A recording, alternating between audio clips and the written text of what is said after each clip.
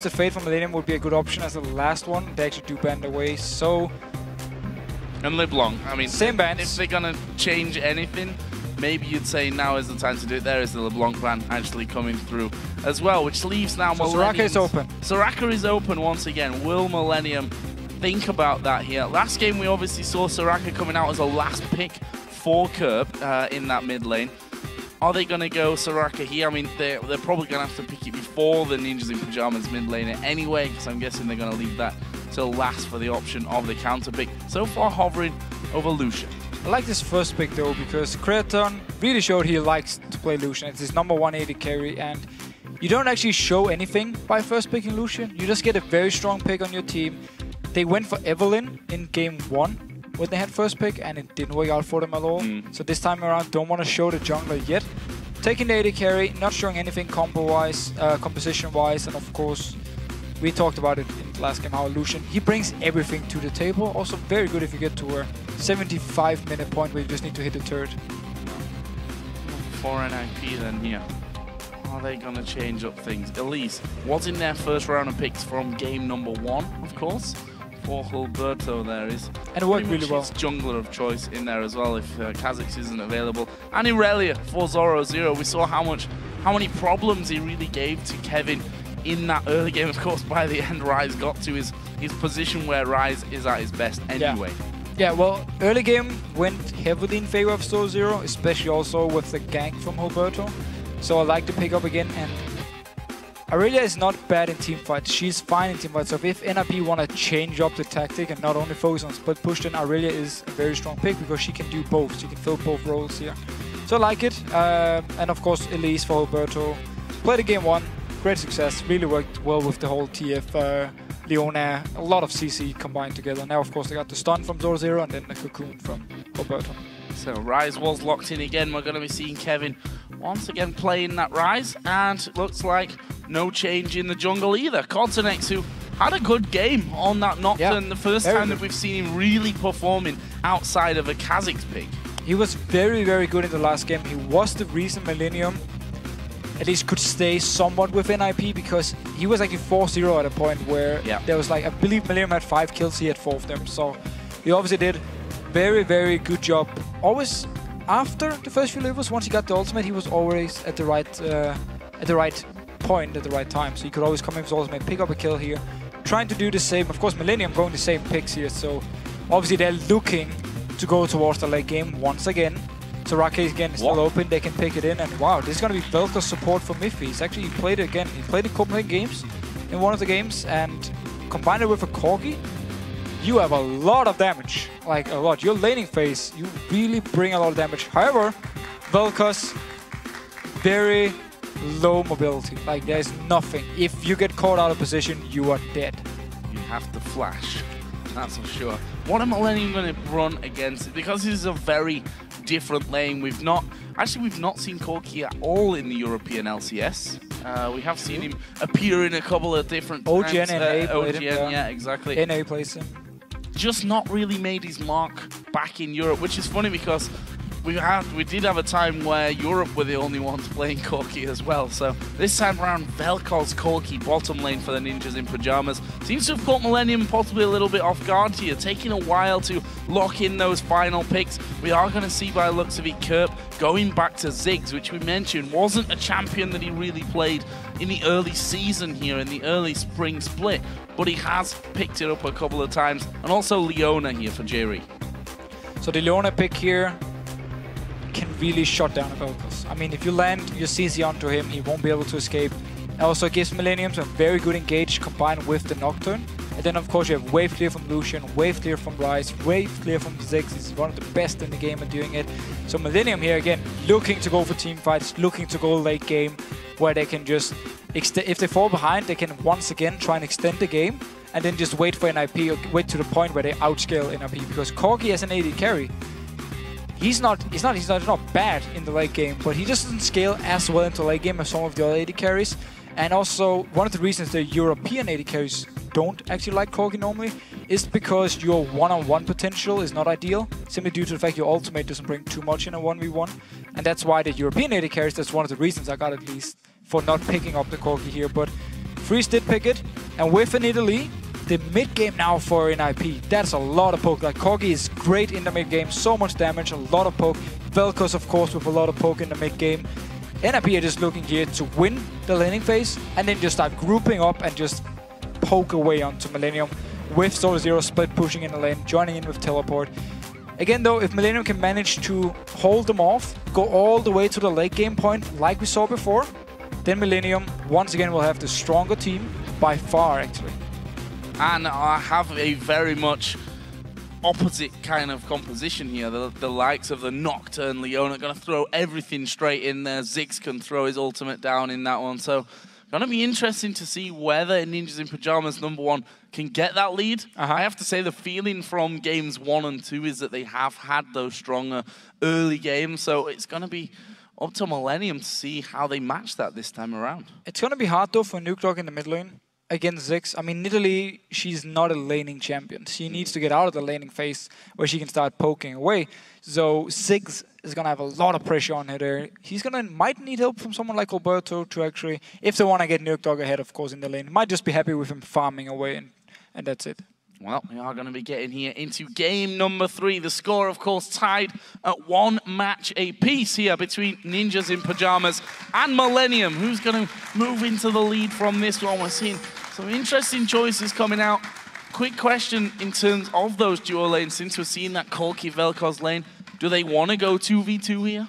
Well, I think for both of them, so with all the poke here on NIP side, as long as they avoid the engage from Jree, Leona won't do anything to them. Like, they can just poke him every time he tries to do something with a lot of damage. But however, if Kottenx shows up, if the CC lands in from Jree, then again, the Vel'Koz is going to be such an easy target for them to lock down. So in that case, it can be risky for NIP here. Lane swap-wise, Elise is a very strong lane swap jungler, so NIP should be happy with it. It does mean, however, that Nukeduck won't be getting any help in the mid lane, as the junglers will be busy pushing the towers early on, which means that Ziggs can put a lot of, just pretty much push the wave into the tower for Nukeduck and just poke away on them all the time without thinking about the jungler for the first 5-6 minutes. 56% of the vote going to Ninjas in Pyjamas. That has dropped considerably since pre-game and after the first couple of games here as well. So I see you guys at home feeling it a little bit more for Millennium. See what that is, because we've got at least one more game after this one, of course, needing 3 out of those best of 5 games to take the victory and move through into the summer split of the LCS. About level 1, we've seen Ninjas in Pyjamas in both games so far, doing this route around to the red buff on both sides, getting the ward down, and then backing away and looping over to the opposite side of things. So, not sure if we're going to see that here. We see Creaton is actually waiting. It's a line across the map from both teams. Yeah, both teams just staying back. NIP didn't really feel like they could do anything with their composition level 1 here, so didn't want to risk anything. We talked about how Leona, of course, can lock down a target, Ryze can lock down a target. It can be very scary to go into someone like Millennium. We are going to get standard lanes here.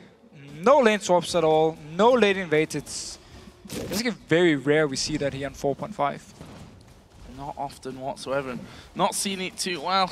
I say not seen it today. Game number 2, we had a 2v2 up on the top side, so they at least switched where they were going to do the 2v2 in that one. Interesting to see, though, how this Vel'Koz Corki lane is going to work out. And there is the initial poke, actually landing onto both Creaton and Jree. Nice little confidence booster, I think, when you hit those initial skill shots. And it's very, very hard for Creaton and Jree to do anything here in the early game. You also see how NIP put all the focus on hitting Creaton. They don't even care about Jree, because Leona, she needs a few levels before she can actually go in towards you, and that's where NIP can just poke away, get him so low that he won't be able to do anything, and that's what they're doing now. Early level 2, only level 1 here on the side of Creaton. Needs to stay back and just try and pick up as much farm as possible. Now we see again landing those skill shots. Mithy, we did see both junglers going in and pretty much having a standard route. Both starting red, headed down towards blue as Creaton takes another big hit. I'm going to try and get that plasma fission in there is Mithy. See if they can actually land any more of these. As you said, earlier level 2 in there. In fact, Creaton stood a little bit out of XP range during that because he was so low. It's still yet to hit that level 2 point. There it is, but NIP are already doing damage to the tower. And this combo they can do where Mithy knocks up a target and then you land the phosphor bomb, the Q from Freeze 100% is very, very strong. And you see Hulberto moving down here early on, simply to be ready for a counter game because they are putting so much pressure on the lane. So they expected Kottenx to be there. He wasn't, and Hulberto just moves away up towards his own wolf camp now. Kottenx just getting the farm going, of course. Had a good one, had a good game in our last matchup in his best of 5. Got himself up to that feral flare quickly. ZoroZero actually taking a lot of damage here from Kevin, who's seemingly feeling more confident now in this top lane with, you know, feeling that Hulberto will be down bottom anyway, ready for a counter game. So this was what I expected to happen in the last game with this Ryze pick, but because Hulberto was there early and killed him, Kevin fell behind and ZoroZero just extended his lead. And I like what Kevin did here actually. He decided to, as soon as he saw ZoroZero recall, he did the same thing to buy his tier, teleport back to the lane, of course, to the tower, so it's reduced cooldown, and therefore not staying in the lane, staying for too long, and then give ZoroZero a chance to farm. Continuing to be a threat for Millennium in the bottom lane. Creaton again going incredibly low. They need to be so careful about this one. A knock up from Mithy will pretty much seal his death at this stage. Although also keep in mind that both AD carries running that summoner heal. Both mid laners actually running that. The supports continue the trend from the last game, which was to run the exhaust. So much poke from NIP all the time. Of course, the mana cost for Vel'Koz is not really an issue for him. He can spam away the Q here in the early game. That's what we've seen Mithy do, of course, with the Spell Thief, getting some extra damage, getting some gold. Creaton had to recall, instantly NIP pushed the wave in, make sure to deny as much CS as possible, and now they can recall themselves, or this freeze can. Basically, Mithy just throwing as much as he could off towards Jree here. We'll go back off into that brush and start his recall. This mid lane being quiet as we expected. Actually, Nukeduck in the lead in that mid lane so far. So of course there's a big wave for Kerp here, so he should at least be evening up in CS, but generally speaking, you want to beat an Italy early game, especially with Zex here. But so, very good job by Nukeduck, keeping even in farm. 40 to 41 on that one as another wave comes in. No real interaction from the junglers so far when it comes to this mid lane game either. Top lane, of course, we did see ZoroZero go low a little bit earlier on. He's picked up a second Doran's Blade on that recall, so he'll be feeling a little bit stronger up against Kevin now. And again, the jungler's not been there this time either. Both junglers have been farming up here. Remember, of course, with the Madrids already actually from the Machete, you start stacking up towards this Fail Flare. You just don't see the number yet. So Kottenx happy just farming away, getting his level 6. And notice all the mana potions here for NIP. They really focus on poking a lot in the laning phase and being aggressive, so they need this mana here. So ZoroZero as well actually picked one up. Mana pots overall. Actually, the mid lane, Nukeduck did try and get in there. Did about half HP to each other. Of course, Nukeduck does have that heal on his E as well, which will give him a little bit more staying power in this mid lane, especially if he can land a couple of decent spears onto Kerp. That'll force him a lot earlier to go back, and actually should be recalling here shortly. Meanwhile, Hulberto coming up. Is he going to go for a two-man dive on that top lane, or is it all about the blue buff? Which we have to say, in game 1 specifically, NIP dominated the control off. And look here, ZoroZero once again pushed down the top wave, and then he moves in with the team. Kevin actually used his ultimate to clear the wave, but he's out of mana. He can teleport in, but there's no mana here. So if they start the blue instantly, he won't be able to join. One thing we do have to notice though, well, okay, the blue buff actually wasn't up yet because Kottenx started red. Yeah. Started red, so no blue for them to even take here, even though they got into that position for it. And did they leave a ward behind? No, they didn't. So they're not going to see actually when that comes back up. But look at this, level 6 now Nocturne, very early on, just been farming his jungle all the time. And at the same, look also at the farming difference between him and Hulberto here. So far ahead, Nocturne's clear speed is very, very good. So Kottenx starting out very strong again, still staying around his bottom lane. There we go! No, we don't. There we go, almost. Jree missing the Zenith plane. If that had landed though, that would have been the follow-up that they wanted from Kottenx. Creaton again takes a phosphorus bomb Are they going to keep trying to get involved in this one? Nocturne is still waiting around the side, and there it is, Jree managing to get in towards Freeze, but it's Mithy that they want to turn around for. Exhaust goes on to Freeze the Fear, going to slow down Mithy, but there's a teleport coming in the back. Creaton goes low, a lot of damage. First blood comes in for Freeze, and now they turn it back around. Kottenx is going to go down here as well. It's ZoroZero that picks that one up, and there we see how much these teleports can turn around the fight. Very good use of teleport. Kevin still got his teleport, actually decided to push the wave. He needs to be careful. Hulberto's coming up here with Nukeduck. A lot of damage onto Nukeduck, but they should be able to hold this one off. That's a good dodge from Kevin of the spear and of the cocoon as Jree gets knocked up behind the tower. Freeze actually got the aggro from it though, so Jree is safe for now, but needs to be real careful about where he hangs around. Did just hit 6, so the Solar Flare giving him a bit more protection, would have been able to lock them up under the turret if they'd have dove for him.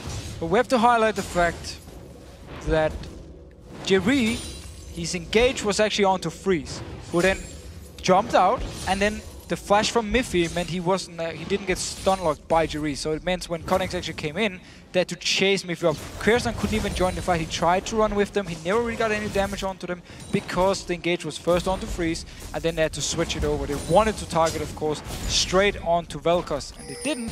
So it also bought time for ZoroZero to teleport down, and Kevin decided not to teleport. Pressure from ZoroZero, and actually the satchel moves them both in unison back towards that tower. In the end, not a massive damage done either side of things, but will they start to move up towards that blue? Even if they do, a little bit too late on that front of it. Back down into that bottom lane with Creaton. Of course, they kill for Freeze. He's got that Vamp Scepter, got himself the BF sword as well, along with Boots of Speed.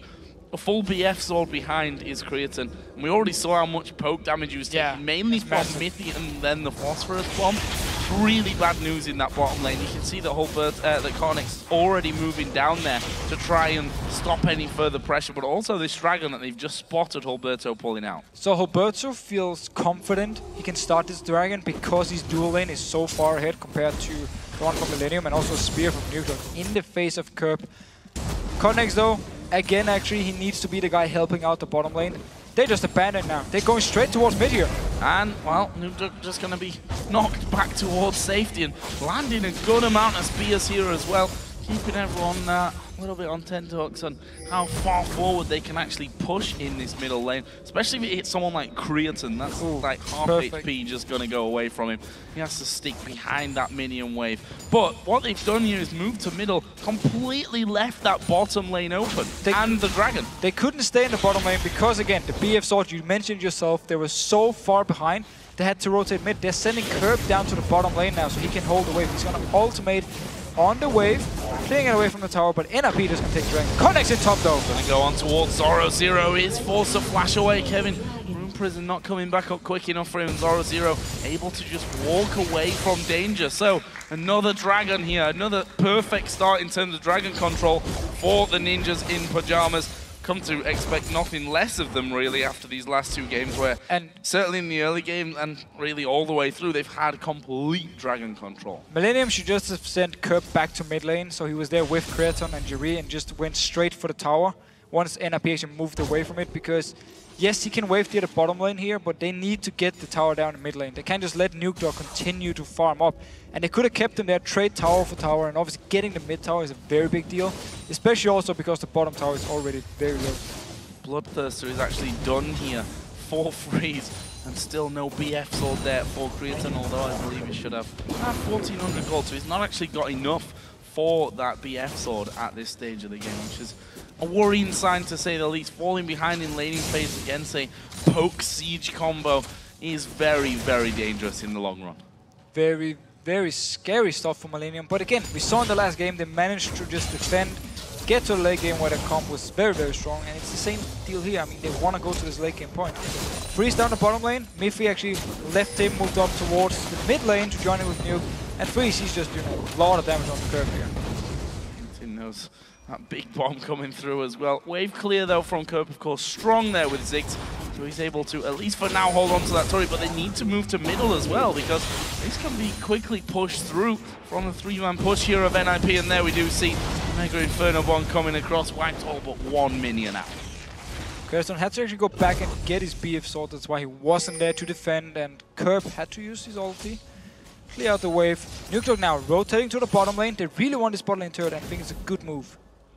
And they should pretty much get it there. Minions wiped out a little bit, and look at this, Kevin is at half HP. Hulberto coming through, he lands the cocoon, but sadly for him it was onto the minion. That allows Kevin to just simply walk back under his tower now with those minions starting to diminish in numbers.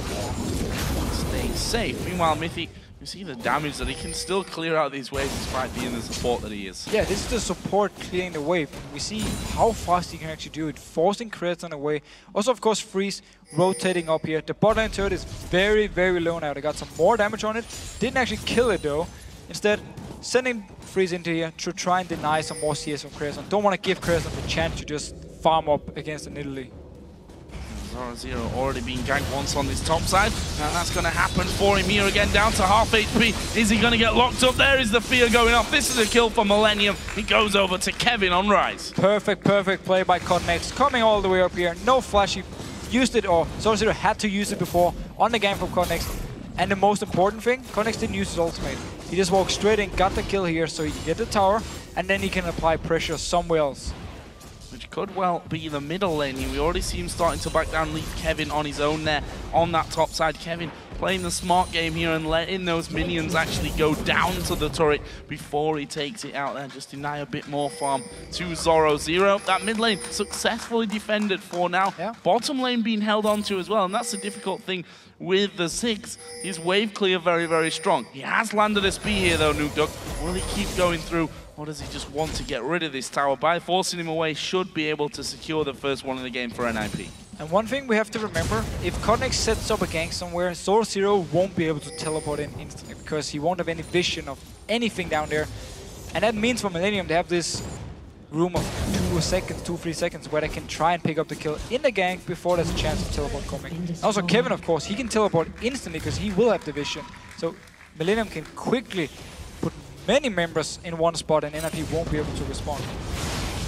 Now, continued push from NIP. 3 men, make that 4 now in the mid lane. Nukeduck coming in, and this is where it gets very hard to hold on to with spears flying in, with a poke out of Vel'Koz, with the bombs from Corki and that.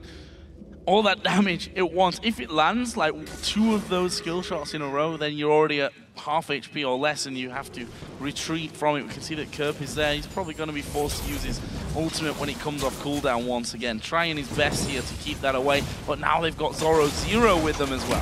So all 5 members in here. ZoroZero didn't want to stay in the top lane. His tower is gone. And also if Kottenx moves up there with his own ultimate, ZoroZero could potentially die again. However, the flash is ready. Just a few seconds, should be able to escape the gank then. But NIP, because they got the bot lane tower, rotating mid now with the poke comp and just doing what they can, or at least trying something, but Kerp doing a good job wave clearing. Clearing out those waves one after another. Actually 162 to 151 CS, so has built up a little bit of a lead over Nukeduck, but again, credit to Nukeduck, he kept it very, very level for the pretty much entire phase that they were 1 versus 1 in that middle lane. One big difference though, again, between the AD carries, something that we'd expect after Freeze did get such a big lead early on, got that early BF sword in that forced Creaton to rotate around the map to have some safer farm in the mid lane. He's 156 to 113 CS in the lead. Both of them though now do have Bloodthirsters, and I can only imagine, yeah, well, just close to 2,000 gold for Freeze to go back and spend next time, and that's not going to be just yet because Dragon is coming up in less than 10 seconds time. So 2,000 gold on Freeze, multiple members from NIP with over 1,000 gold, which it didn't spend yet, and we might have a Dragon fight here. It means for Millennium, they're actually in a lot better position. Everyone has been back to base and shopping. They can take this fight because NIP got so much gold in the back that does nothing at the moment. A big spear or 2 though could change all that, as we do see a lot of damage to Jree as he gets knocked up. The spears continue to come through. There's Kevin down to half health. The Dragon now spawned in and ready to be taken. But what can NIP do about this one? The bouncing bombs causing them a few issues. Finally, a pink ward will clear out the vision there in the Death Brush, and Millennium have decided, okay, do we let them have the Dragon? Let's put some pressure on this mid turret. It's fairly low anyway. We'll see how much clearage they can actually manage there with Vel'Koz in that mid lane. just as NIP start things off, Millennium sweep back down there, stop them doing the dragon, and they're going to play this game for a little while they go between mid lane and trying to pressure NIP away from the dragon itself. Yeah, but Millennium again, they got a good position. They can rotate towards mid lane if they want to. NIP though, the dragon going very low. Here goes Jree. Oh, there's the solar flare. Didn't really catch many of them, but there is the extra damage coming through. ZoroZero going low. Hulberto's going to die to Kottenx, and ZoroZero needs to get away as well. Mithy now coming in from the side. There is the laser, not doing masses of damage, but a spear comes through and lands on Kottenx. Doesn't get the kill, but he will stay low. And now Nukeduck in chase. Just saw Creaton there. Spear lands onto him as well. He can keep chasing here. He knows that those spears already doing good amounts of damage. Kottenx trying to lifesteal, taking a lot of damage from the trap there that he just stood on. Also giving Nukeduck the complete vision on that side. Creaton turning around. Now Jree's going to come in. Good flash from Nukeduck. Gets him away from the Zenith player. So NIP here actually split up before the fight started, so the Nocturne ultimate is just, it's so powerful. If you're not standing as a group, there was no way for Mithy to come in here and help his team. They got the kill onto Hulberto, and of course we have to remember, NIP didn't shop yet. There's so much gold on the side of NIP that didn't spend it. So Millennium are actually stronger at the moment, and that's what we saw in the last fight.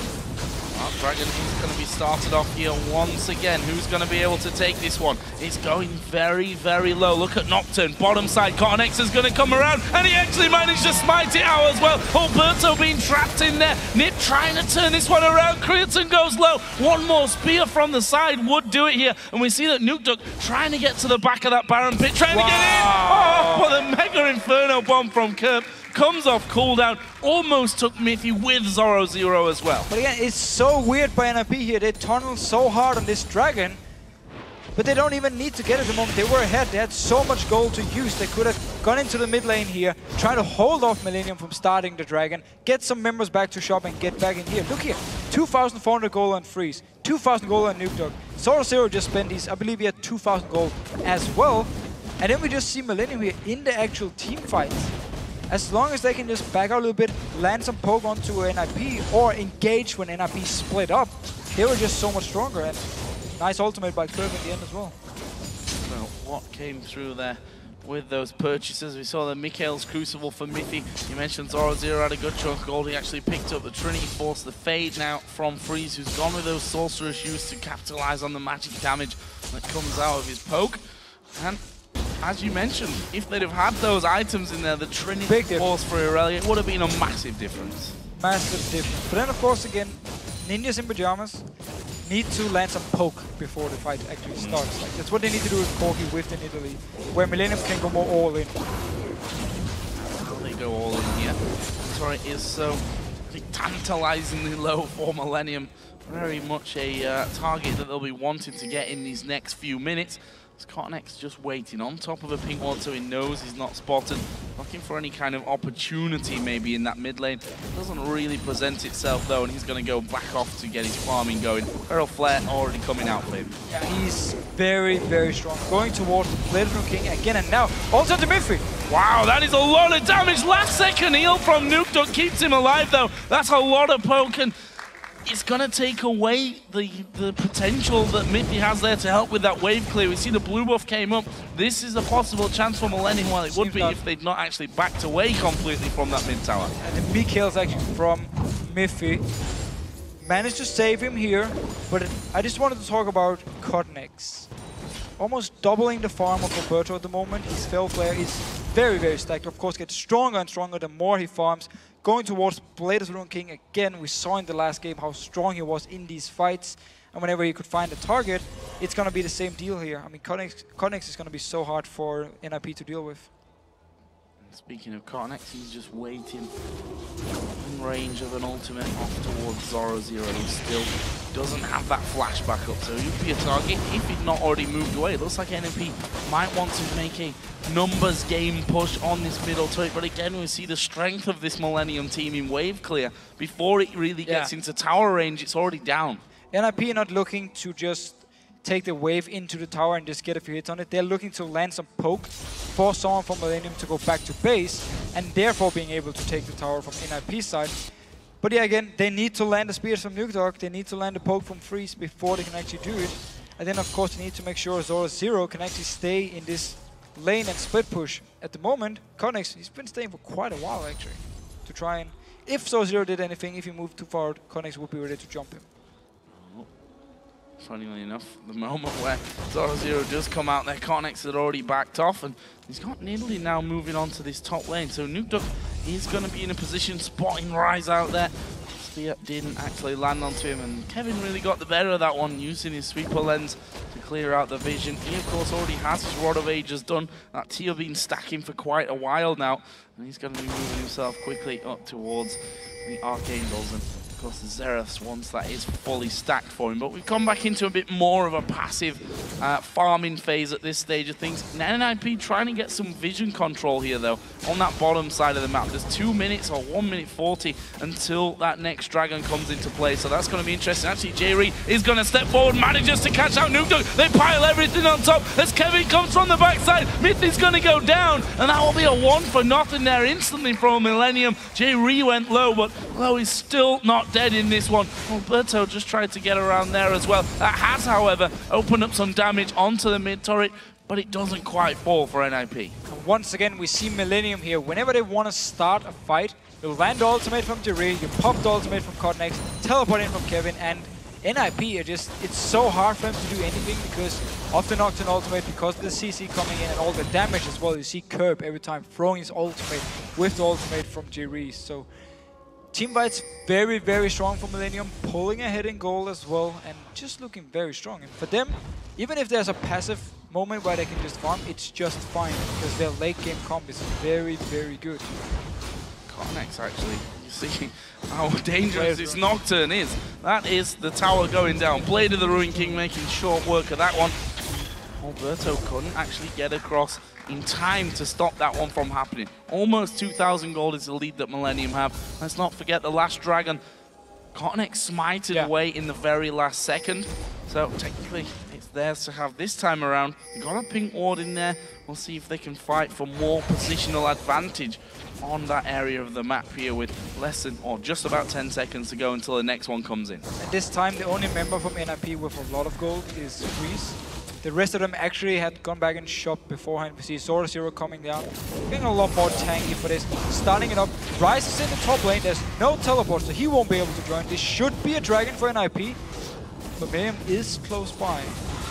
Unless Kottenx is able to do anything about this one. In fact, he has stepped forward. There's the Mega Inferno Bomb, and he's got it again. Kottenx smites away the dragon for a second time in a row. Who needs to fight for a dragon if he can just get in there at the last second and pick it up? Free's actually forced to flash there away from Kevin. This is going to be a dragon and a tower for Millennium. And with a poke siege combo for NIP, falling behind is not in their plan.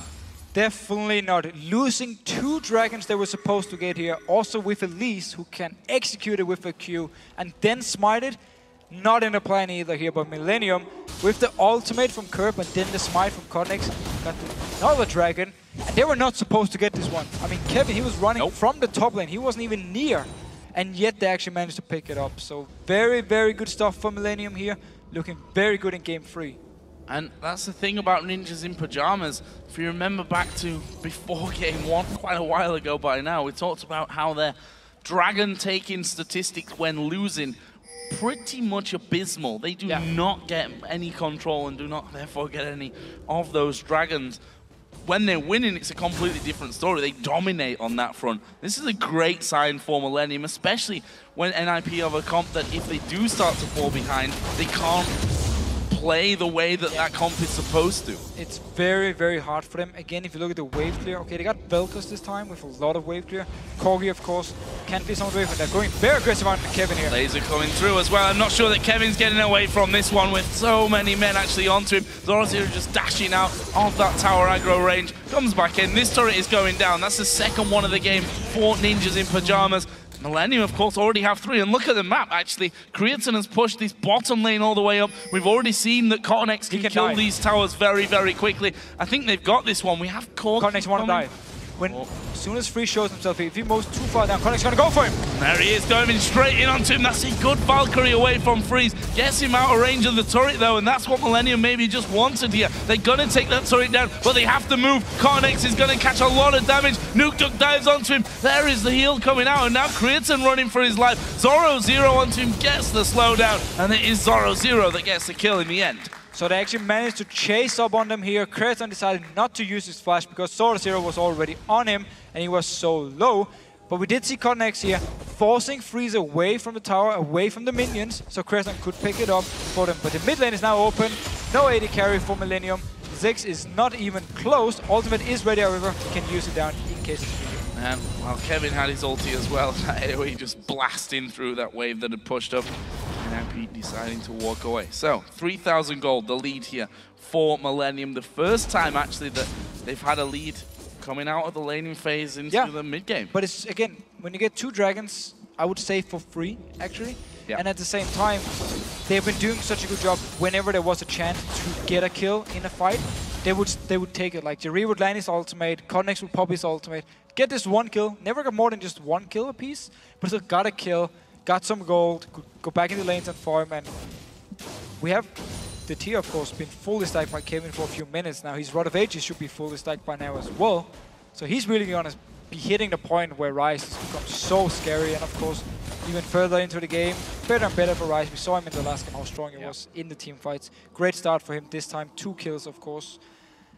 And then again, things are just looking good for Millenniums. NRP's been trying to respond, been trying to get some kills, get a tower, but Millennium continue to be ahead in gold also because, again, 2 dragons, which they shouldn't have gotten. So this turret, NIP feels like for about 20 minutes now, we've been trying their best to get this middle outer turret. Still yet to succeed and actually take that one down. We can see that they're closing in a little bit there on the Millennium jungle. Got a couple of deep wards in there as well. We're trying to catch someone out in that area. Kottenx, who once again having a fine game on this Nocturne. And that's the problem now. When he's brought 2 great Nocturne games in a row, you think, okay, do we get rid of Nocturne? But then who do you leave open? Do you let him have the Kha'Zix? Do you pick the Kha'Zix? Do you pick the Nocturne maybe? So, I don't agree with the LeBlanc ban from NIP. I don't feel like they have to take it away from Kerp. I think Nukeduck should be able to handle him, even though he plays the one. And instead should have gone for something else. I mean, we talked about Soraka in the last game. They didn't pick a distinct game, so obviously NIP chose the right thing by not banning it. But Nocturne then for next game could be an option because it's been a big issue for them dealing with Kottenx on this champion. Oh, there is that turret finally going down. It's taken an age really to get rid of that final outer turret here from NIP's, from Millennium's map. Interesting now how NIP start to get the vision in there, because with this poke comp, if you've got vision of people in their own jungle, you can surprise them with those spears being thrown in there. We'll have to see how that all works out though. For now, they sent a couple of guys back to spend a little bit of that gold that they've been really hogging throughout this game. We've mentioned already 2 or 3 times where they've looked to step up to a dragon and had maybe a little bit too much gold on them that wasn't spent, and obviously they're not effective gold. We've got 20 seconds here again for that dragon coming. There's 1,000 gold again to spend for Corki. We'll have to see how this one goes. NIP are already in position. We've seen already that apparently position doesn't matter for Kottenx. He's stolen away the last 2. Again, he's going to have to come in from the bottom side of the map if he wants to get in there to steal this one. Actually, Kevin is a mile away, but teleport is off cooldown, so he can rejoin this fight should he need to. Should he need to, indeed. And Millennium, they're going to feel confident. The only issue here is actually Kerp being down to 50%, so he needs to stay far back just poking away. But due to how the last few fights have gone, Millennium should feel confident enough fighting for this one.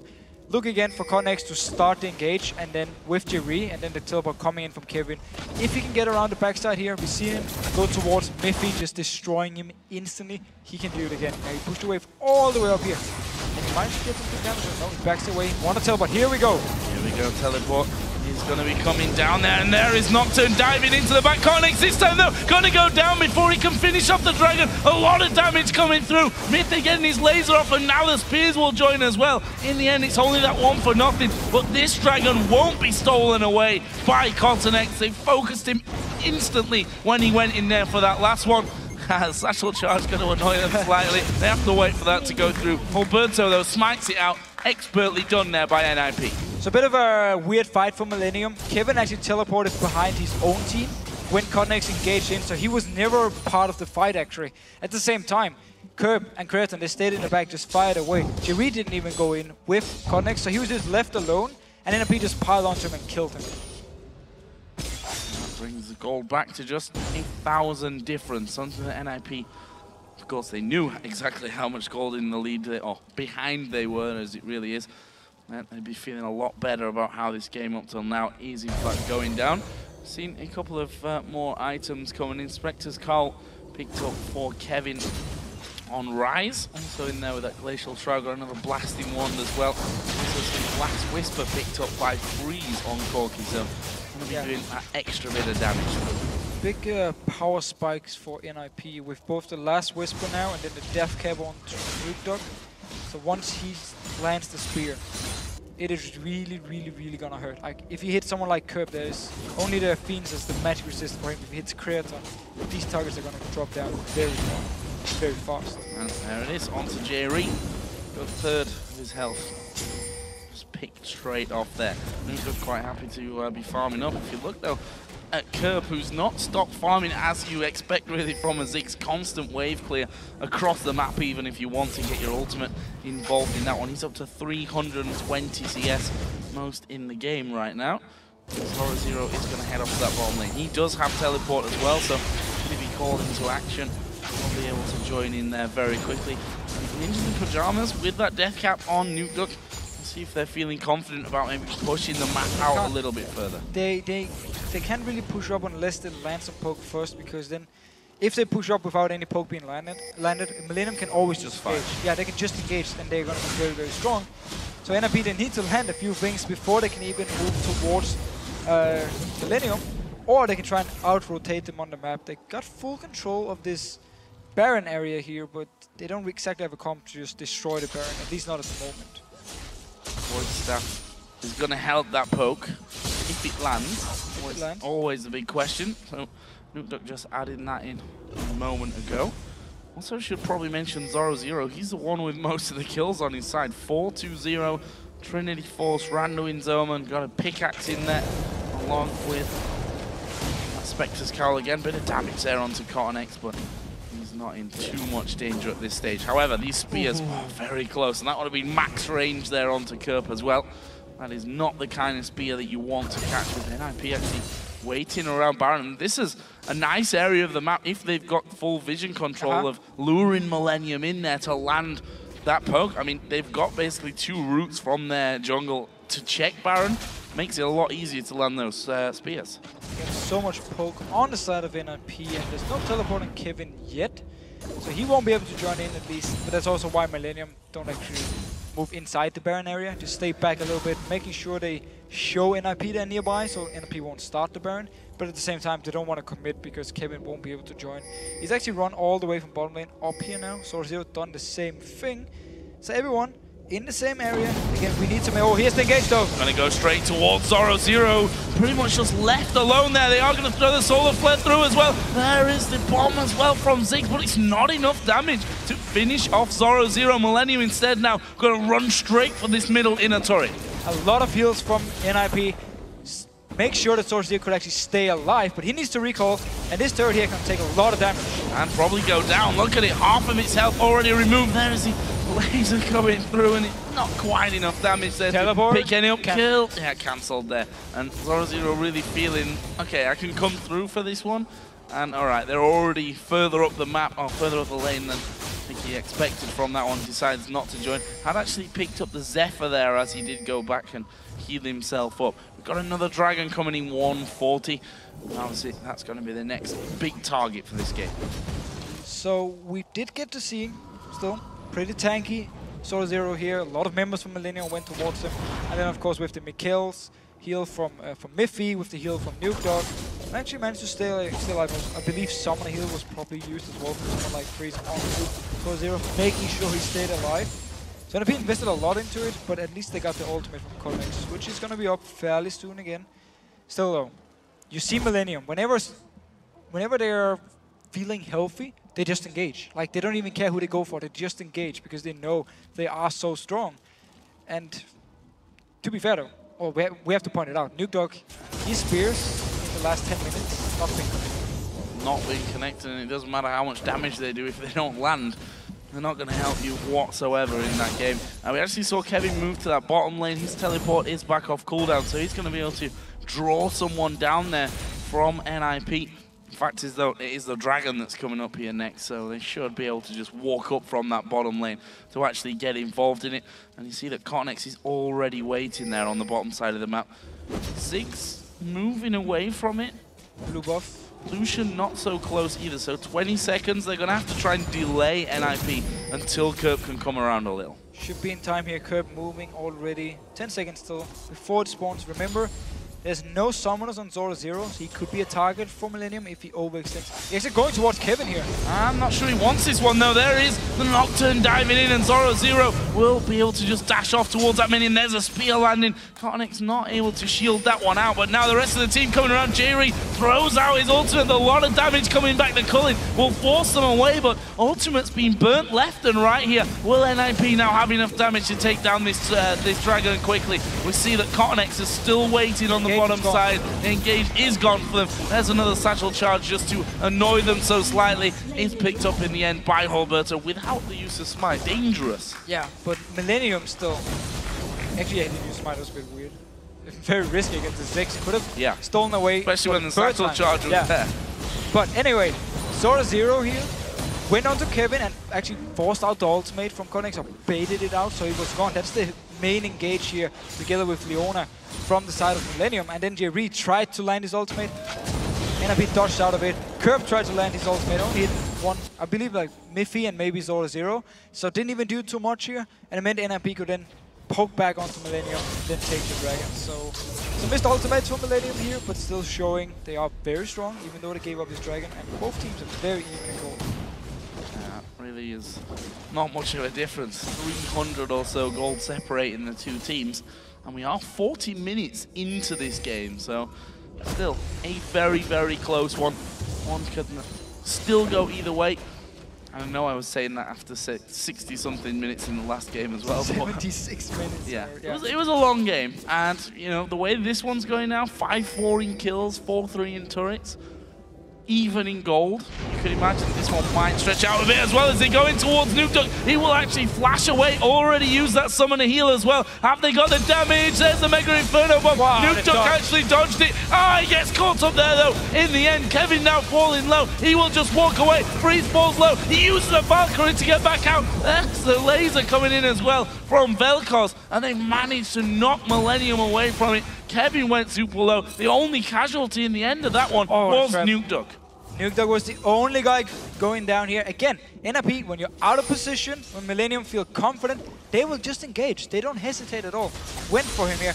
He managed actually to dodge the ultimate from Kerp, but still, there were so many members from Millennium to kill him, and in the end, they just take a very nice kill, and they can keep doing this, keep delaying NIP for doing anything on the map, and it's, as we talked about, the longer we go in the game, the better it is for Millennium.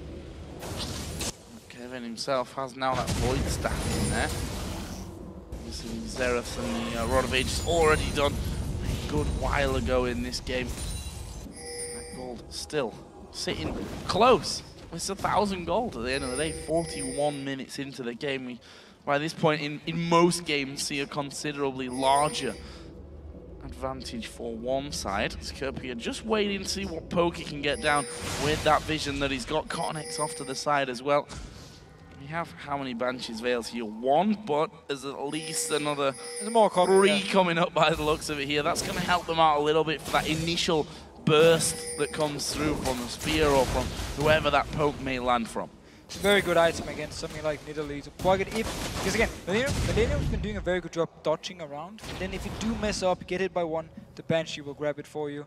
And of course, if you look at NFP side as well, engage-wise, they actually need ZoroZero to flank around them, or Hulberto to land through. And that's where the Banshees again is gonna help them avoid these moves. Whoa, NFP actually starting a 2-man Baron. 3 members are baiting here in the mid lane. They're taking out pretty fast. No pings for Millennium yet. They haven't moved towards it. Kerp could check with his ultimate, but they have absolutely no idea this is going on because there's 3 members from NIP. This is so sneaky from NIP. You see that from Millennium's positioning. They have no idea that this one is actually going off, and there it is. Baron snuck in there from Ninjas in Pyjamas. Such a smart move. I believe because they kept ZoroZero here, Millennium would expect him to be one of them at the Baron. Of course, the Bruiser, very good at taking down Barons, can tank it for a long time. But because he was in the mid lane, he didn't even split push. He was just sitting in the mid lane. They're like, eh, nothing's going on. Don't worry. Smart move though by NIP, getting the Baron.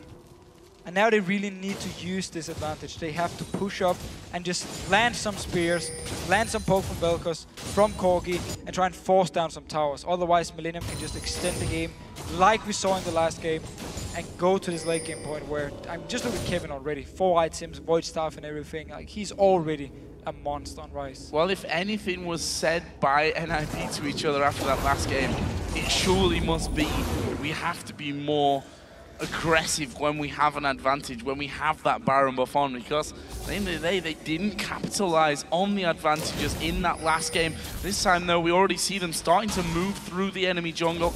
Going to be taking away not only the creeps, but surely getting some wards down there as well. Actually, there's a wave pushing decently onto the inner turret in the bottom lane, so you imagine that might be their next target. Already seen more Banshees Veils starting to appear. AD carry mid lane, jungler, and soon to be the top lane are going to have Banshees Veils in there. That makes it a lot harder when it comes to the poke game, but they have so much poke, I think, here at NIP, that they can pop those Banshees without too much problem. He's like ZoroZero here, popping every single Banshee. Breeze got one of them, and then ZoroZero got the rest of his ultimate.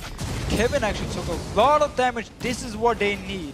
Get someone low so they're forced to recall. They can go in, get some hits on the tower, and make sure Millennium can never engage onto it. Of course, that wave clear remains strong for Millennium, and we'll see how much of a problem that becomes. The minefield put down, the bouncing bombs coming through as well. Finally, that minion wave does make it through. There's a Mega Inferno Bomb, didn't really do all that much damage, and that is of concern. ZoroZero, you notice they're tanking up this turret, and they finally push Millennium away. That's going to be turret number 4 for NIP. Millennium needs, NIP needs to keep doing this. They can't just back away now. I mean, this is the time for them where they can regen from the Baron buff, and at the same time, just try and land some poke, because if they back away now, they're just going to buy Millennium more time. It's a thing we've seen before. They need to stay here and continue to push up, and they just need to land some good poke, get the tower like they just did before. Oh, back up here. ZoroZero got his ultimate back up as well. We see he just used that in there, throws them out. See you later, Banshees Veils. Kevin getting hit by the spear. Actually, Cocoon landed onto Kerp, so he will be taking a little bit more damage than he maybe would have liked to in that scenario. And they're trying their best to hold on to this one, but honestly, that poke is so ridiculously strong coming out of NIP's side. Oh, that spear could mean at least a few extra hits on the tower. Every single one counts for them. Getting some very good damage in. Let's see here. Jree sitting down here at the bottom of your screen, looking to engage. And NIP actually backs away now. Minion wave was cleared out. Dragon is up. Yes, they can go get the dragon here, but the Baron buff will be running out, and they won't actually be able to push on for the next one here. So Millennium only lost 1 tower. They should be happy. Yeah. Very much a sneaky chance Baron there as well from NIP, so although they take that maybe not feeling quite strong enough to be going all out on that push, this time they actually have to turn around. I like this from Millennium, moving very quickly towards his inner turret in the mid lane. They're going to take it down as well. Doesn't get much better as a response as to what they just did there. No, very good move. They knew NIP would go for the dragon, so they just rushed up the mid lane, got the turret, already taking a lot of damage from before. Oh, wow. And now towards the top lane, big wave. NIP is stuck in the mid lane, not reacting at all. Trying to move up there with Irelia, but that's not going to be quick enough. They're going to get another inner turret here, so NIP, despite getting that Baron, losing out a little bit here in terms of the turrets. And now look at this, Kottenx going in. They managed to lock up ZoroZero to the point where he has to flash over the wall. Honestly, the the Death Ray not really doing all that much from Mithy. And in the end, NIP do force him to back away, but 2 quick turrets from Millennium. Very strong move. And NIP, they were the team with the Baron buff. Because they went for Dragon, Millennium instantly responded, took mid, took top turret. Very good movements around the map, very fast calls here, good rotations from them, and making sure they don't fall behind in gold, at least not by much. So coming up here for the next fight, we need to see if NIP feel confident going down as 5 members again, trying to do the same and just rely on the heals from Nukeduck here to sustain themselves, or they actually feel like we have to play passive now because we don't want Millennium just engage onward. We'll be finding out here shortly. The farm continues on that one. Just to go back to a couple of items recently picked up in the 47th minute of this game. The Aegis for Leona, Infinity Edge now in there for Corki, Azonia's for Nukeduck on Nidalee. Frozen Heart finished off as well here for ZoroZero on Irelia. That puts them in good stead with 140 until the next Baron buff comes in. Gonna be very strong, especially ZoroZero. So tanky, a lot of damage, a lot of mobility for him. He's really gonna be one of the people he needs to have, like, he can play a perfect team fight, to get a kill on someone like Kerp, like Creaton, or maybe peel for freeze to kill the Nocturne. We saw it in the last game. He actually went back and kept trying to kill Kottenx with freeze. Simply also because freeze couldn't do anything by himself. It's gonna be the same deal here. Look at Kottenx as well. He's very, very strong. I have forced Millennium to back away from this one for now. Jree was trying to recall earlier. Now we'll get the chance to actually finish that one off and head back home to do a little bit more shopping up. Jumping in the wall. Yeah. It always happens when the camera. It's a bad look omen, I think. When the camera's following you, it's like, uh-oh. No pressure to make these little jumps over the wall. Got it the second time around though, so let's not be too harsh on him for that. Half a minute now for that Baron to come up. That's going to be a big... I mean, we saw a lot of Barons the last game. We're probably going to see quite a lot of Barons in this one. Certainly the second one of the game now coming in as the poke continues. That Leander is, of course, added into the damage that Mithy can now do with the Vel'Koz. There we see the bombs coming over. In its own right, strong poke from Millennium side as well. Yeah, but Kerp, of course, decided to go, oh, he's the engage! Gonna go in towards Nukeduck, actually, there's a lot of damage coming in from it. They dive right to the backside. Kottenx going for Mithy on this one. He's got 2 men actually trying to take him down, but he's got a Guardian Angel, and now he turns over towards Hulberto. Can he actually get the kill? He's gonna go into the tower. Creaton takes a big hit. There's a phosphorus bomb, not enough damage there to come through. Hulberto did repel and was able to survive, so in the end, just a 1 for nothing, but that was in time for the Baron spawn, and Millennium turned back around to it. And ZoroZero was stuck down in the bot lane. He didn't even join in. He tried to teleport up, but it was way behind Millennium, so he cancelled it. He wasn't there. And just Kottenx, the power of this Nocturne, going in all by himself, getting a kill. NRP, they don't even have enough damage to kill him here. And this should actually be the Baron for Millennium, but NRP tried to respond by pushing here. Could still be risky. Creaton down to 50% HP. But yeah, NRP, they need to move now. Yeah, they're going to move on for this one. A big spear from the side can be a big Baron stealing moment as they get the ward over. They see it, but it's too late. Millennium pick up the second Baron of the game, and they're going to back away to spend all that gold that they get from that one. So far, looking pretty good from this 2,000, over 2,000 gold to spend for Kerp.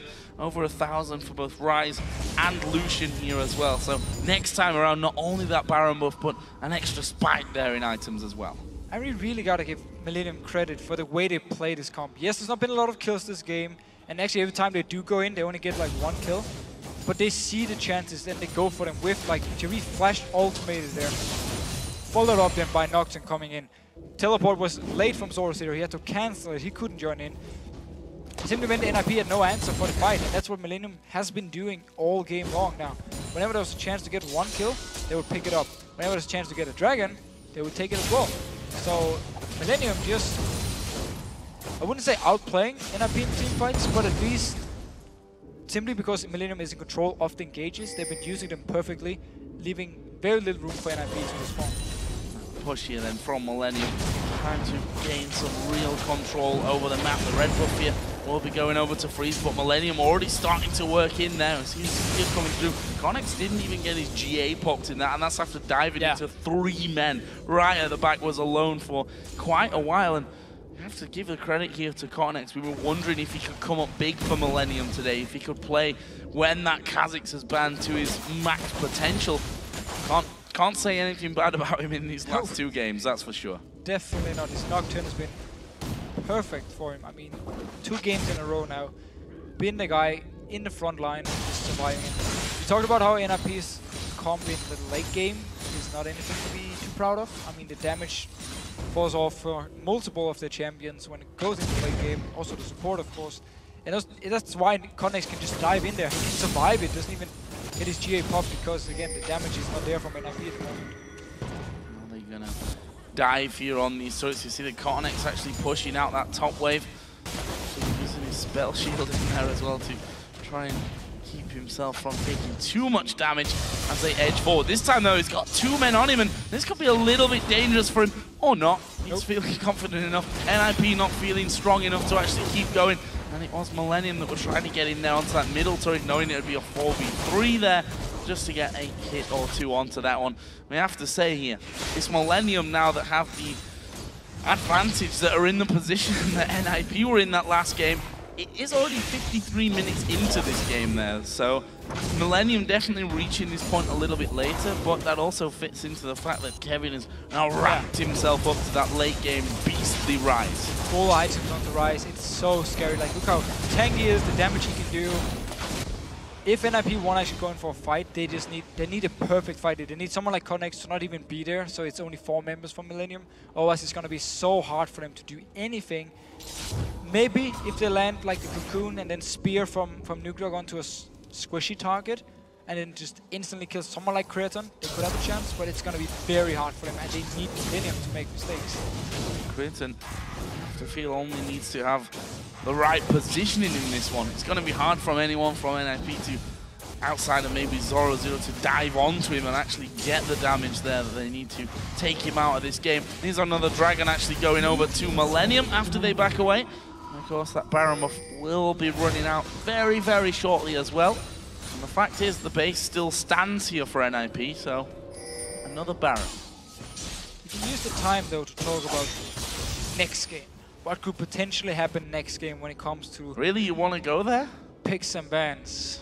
You're going with that one thinking that Millennium win this game, right? No, actually not. I just go with the fact that I think NIP, by picking weaker late game comps 2 games in a row now and not showing the ability to close out games, they should go for a late game comp themselves for the next game. That's actually the point I was gonna go towards. Because Millennium, again, they're just happy doing just farming away for 20 minutes, and then you have this very strong late game comp, and it's perfectly fine for them. So NIP, they need to do the same in response unless they feel like they can do what they did in game 1 and just win the game relatively early. But the TF was a big part there, and that's been banned away. Now Millennium going in. Scrying Orb was used, and they follow straight up with Kottenx diving into the middle of them. A lot of damage. ZoroZero trying to keep them back, but he's going to fall. It's a shutdown, and look at Kottenx. He does not care about the damage. He wanted to get onto freeze. Has to maybe settle for Nukeduck. Fear is going to go down. Kottenx now backs away. He's GA popped by a spear, actually, in the end. And that is now Kevin being stunned up. Not enough damage to finish him off. The bomb's bouncing in there. They've done enough to walk through. They've managed to lock up Nukeduck as well. Not enough time, though, to get the finishing blow. But they take the inhibitor. They're going to have the inhibitor as well. Such a strong team fight, again by Millennium. Kottenx, he goes to the back line by himself, and he tanks up multiple members of NIP. ZoroZero tried to do the same thing. He dropped very, very fast, and the Millennium could just chase up towards it. Get down, get 2 kills, get down the tower as well, get down the inhibitor. I mean, things are just looking great for Millennium. Nice to see a big fight and kill. Ooh, that's a spear. Half HP of Creaton. Nice to see a big fight and kill set up there with the Scrying Orb in that mid lane. That too. Throwing it straight down there and saying, okay, we go for that one. Kottenx having no fear at all to dive into 5 men, while the rest of his team were quite far behind, to be honest. But they were killing ZoroZero, so they just traded. Well, okay, they didn't actually trade because he didn't die. Took such a long time to die, and when he actually did die, his Guardian Angel was there, so technically he never died, and it was fine for Millennium. And it's funny to see the 5 sweeping lenses on the side of NIP. They want to deny as much vision as possible, but they don't actually get any vision by themselves. So it means that, as we saw before here, Millennium could just set up for this one. As soon as NIP moved down the mid lane, they just started to engage. Popped Scrying Orb, got the vision, just went straight in for it. 33 seconds until another Baron comes up in this one. We've seen a lot of Barons through these last 3 games. We're probably going to hit a around the amount of Barons that we're taking in a full season, as we are going to see Kottenx diving in once again on towards ZoroZero. This time the fear sends him away, and actually ZoroZero is forced to flash completely away from that one, knowing that the fear direction was probably going to be the end of him.